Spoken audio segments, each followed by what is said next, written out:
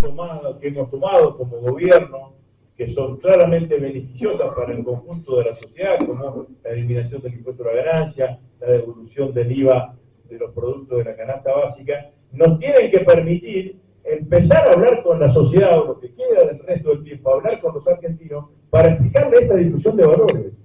No es solamente el precio del dólar, después hablo del precio del dólar. Es una discusión sobre qué valores queremos construir esta sociedad, sobre qué valores queremos que se construya o que vivan nuestros hijos y nuestros nietos.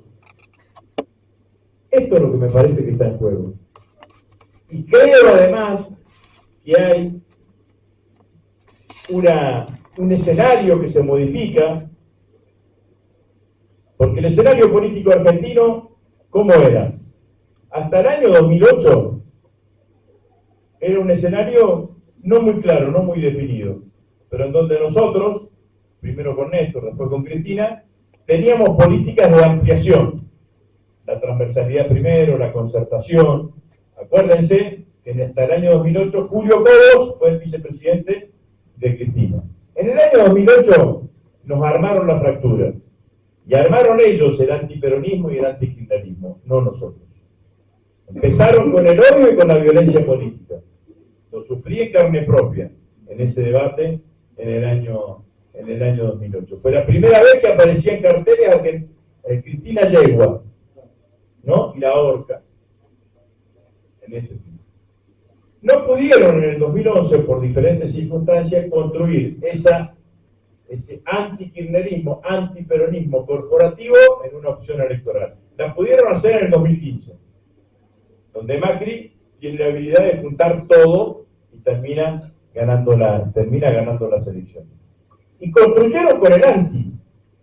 No construyeron nunca a favor. No votes a Cristina, no votes a otro kirchnerista, los bolsos de López Ibai, todo lo que hicieron durante una cantidad de tiempo.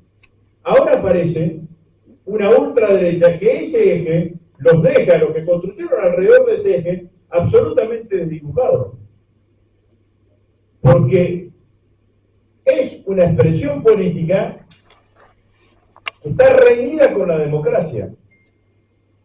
Y yo creo que la única respuesta, o la respuesta más clara y más contundente, ante este nuevo escenario, la da nuestro candidato a presidente, que es Sergio Massa, cuando plantea: yo voy a hacer un gobierno de unidad nacional.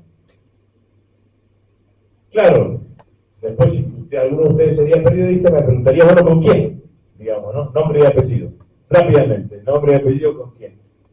Es lógico en el interés de un periodista. Nosotros contestamos: hay que hacer un gobierno de unidad nacional con todos aquellos que defiendan la educación pública, que no quieran la universidad arancelada, que defiendan la salud pública, que defiendan la justicia social, que defiendan la movilidad social ascendente, que crean que donde hay una necesidad aparece un derecho, que crean en la coparticipación federal, que crean en la obra pública. Con todos ellos hay que hacer un gobierno de unidad nacional. Empecé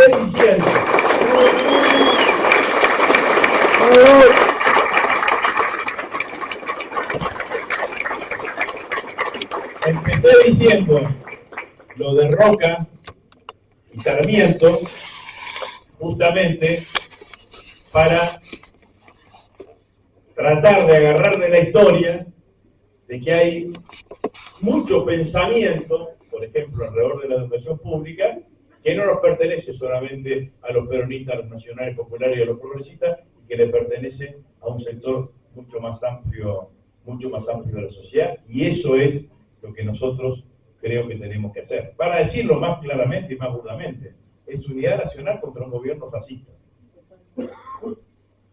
En unidad nacional contra un gobierno autoritario. Ustedes vieron lo que, no sé si vieron, por ahí salió en las redes, no en muchos lados, lo que sucedió en Mendoza el fin de semana. ¿Alguno lo vio? Lo cuento sintéticamente. Mendoza, Feria del Libro. Un editorial, no el stand de un centro de estudiantes, de alguna agrupación política y demás. Un editorial tenía en su puesto una cantidad de libros que publicaba ese editorial. Muchos de ellos en referencia al colectivo de LGBT. Se apersonaron 4 señores diciéndole esto lo tienen que sacar de la venta porque esto atenta contra la familia. Obviamente la gente de la editorial le dijo, mira, no hay ninguna ley que lo prohíba, no hay ningún decreto, no hay ninguna ordenanza, nosotros publicamos lo que nosotros queremos y no lo vamos a hacer. Se fueron al grito, con mi ley esto no va a pasar. Entonces, me parece que es una respuesta inteligente ante un escenario de estas características. Y yo creo que también hay algo que desapareció en la Argentina, porque en general los trabajadores, sobre todo los que han trabajado, los trabajadores en relación de dependencia, siempre tienen en claro una cantidad de derechos, que vale la pena resignificarlos, ¿no? Trabajador en relación de dependencia cobra aguinaldo, tiene vacaciones pagas, tiene licencia por enfermedad, vacaciones pagas, bueno. Cuento esto porque me parece que siempre es significativo.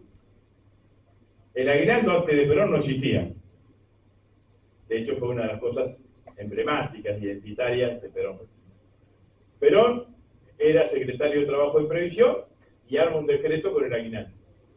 Muchas empresas, como era un decreto y no era una ley, no lo pagaban. Gana las elecciones en 1946. Asume, mediados de 1946, una de las primeras leyes que manda es la ley del aguinaldo para que lo paguen todos. ¿Qué pensaríamos todos nosotros acá? Que es una ley que se votó a libro cerrado, con dos manos levantadas, todo porque era beneficioso para todos los trabajadores en Argentina. No sucedió así. No pasó eso. Lo que pasó fue que la derecha en ese momento votó en contra. ¿Con qué argumento votó en contra? El argumento que votó en contra fue: ¿por qué le vamos a pagar 13 meses si trabajan 12? Potencien, trasladen ese argumento a las vacaciones pagas. ¿Por qué te voy a pagar las vacaciones si no estás trabajando? Pero, independientemente de eso, esos son derechos adquiridos que tienen los trabajadores argentinos. El que más le van a cuestionar de entrada va a ser, están cuestionando, es el proceso de la indemnización. Pero hay una cantidad de derechos colectivos que pareciese que no han tenido en cuenta. Entonces, el monotributista, que quizás allí haya un votante de Milei, que no tiene ningún derecho que tienen los derechos de los trabajadores en relación de dependencia, por ahí te puede decir: yo lo voto a Milei, total, yo no tengo nada para perder, ¿no? Bueno, mentira. Tenés salud pública gratis, tenés educación pública gratis, tenés transporte subsidiado y tenés una cantidad de derechos que también te los van a quitar. Son los derechos colectivos del conjunto de la sociedad argentina.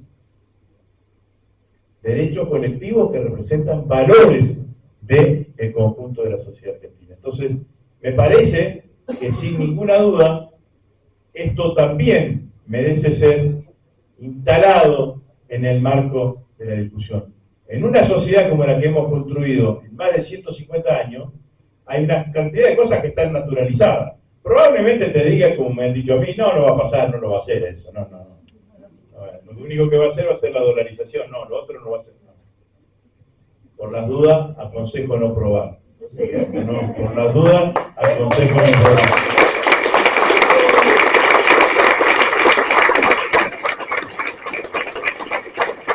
Quiero decir, compañeras y compañeros, una cosa que también me parece importante, que es el tema del equilibrio.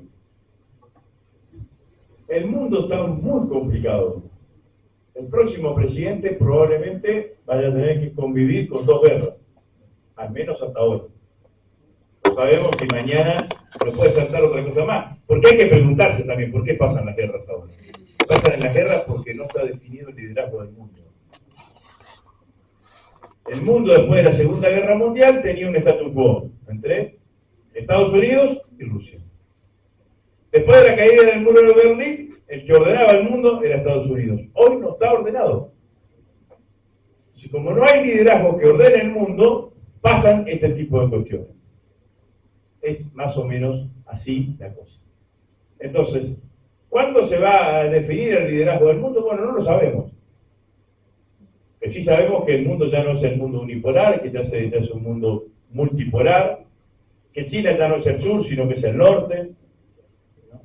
Que los BRICS representan el 38% del PBI mundial y el G7 representa el 32% del PBI mundial, que a la salida de la Segunda Guerra Mundial, en el año 56, 57, después de la Segunda Guerra Mundial, el G7 representaba casi el 42% del PBI mundial y hoy representa solamente el 31, 32% y que ha caído en su PBI.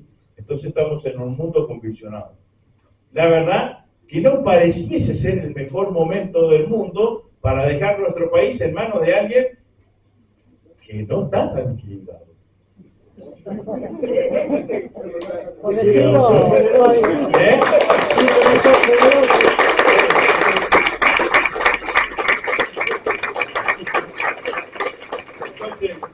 Yo creo que en ese sentido, nuestro candidato a presidente, Sergio Massa, tiene una ventaja sideral con el resto de los candidatos.